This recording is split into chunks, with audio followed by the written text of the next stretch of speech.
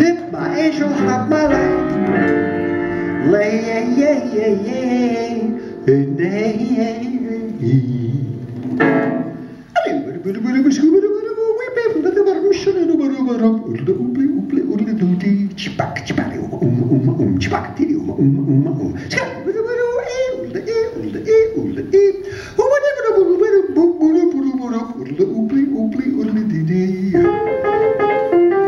That's the way they used to scats it right here on First Avenue between 9th and 10th Street way back 1943. Jack had come from Lowell, Massachusetts, where he was a football star on his team to get into the very prestigious Horace Mann School so that he could hopefully get a football scholarship and go to Columbia U.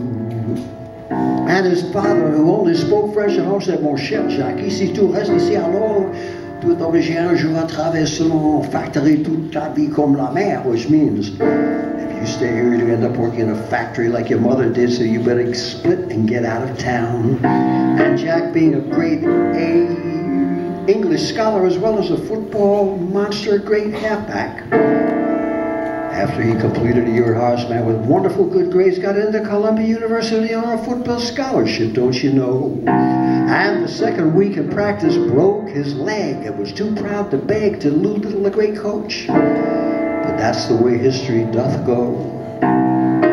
So after years at sea and all other kinds of weird jobs in one book, it was beautiful, but only sold 1,400 copies and tagged out. He was desperate with a book called On the Road that he had written 10 versions of, which are now in the Berg Library here in the New York Public Library. You can check them out if you don't believe me. Finally, Gilbert Milstein, after the 10th version came out, was the substitute for Orville Prescott, the first-string critic who was away in Nantucket on vacation playing tennis in his beautiful white outfit. And to everyone's surprise, Gilbert Milstein used to hang out in Greenwich Village and loved Dostoevsky and Baudelaire as much as he loved Shakespeare and all the other people, regardless of what they did or wherever their freight would bear. Gave it a fantastically, unbelievably good review. And all the literati and glitterati who thought that they had it sewed up for being the next great American fashion of the week were so pathologically jealous they didn't know what to do. And Truman Capote, one of the finest writers of the 20th century, got so pathologically jealous himself that in his white suit he went on a television show and said it wasn't writing, it was typing. And now, in spite of Seymour Hoffman's Oscar-winning performance of his wonderful life story, he's still up there on a TV show in heaven complaining and griping. So for everyone here celebrating the burning of the mortgage this afternoon, I guess the great career counselor in the sky knows what he or she is doing. Because here we are just as Jack, also up there now with all those cats, celebrating that a thing of beauty is a joy forever, don't you know? To join us in spirit to make all of you know that that's the only place to go.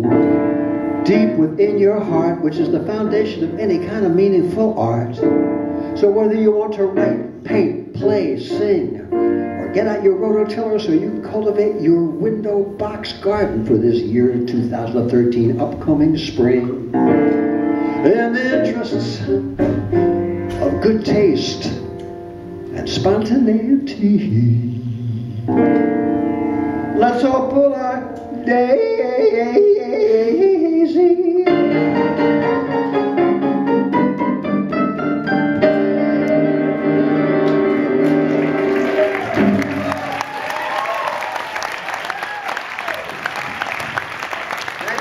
Adam Amram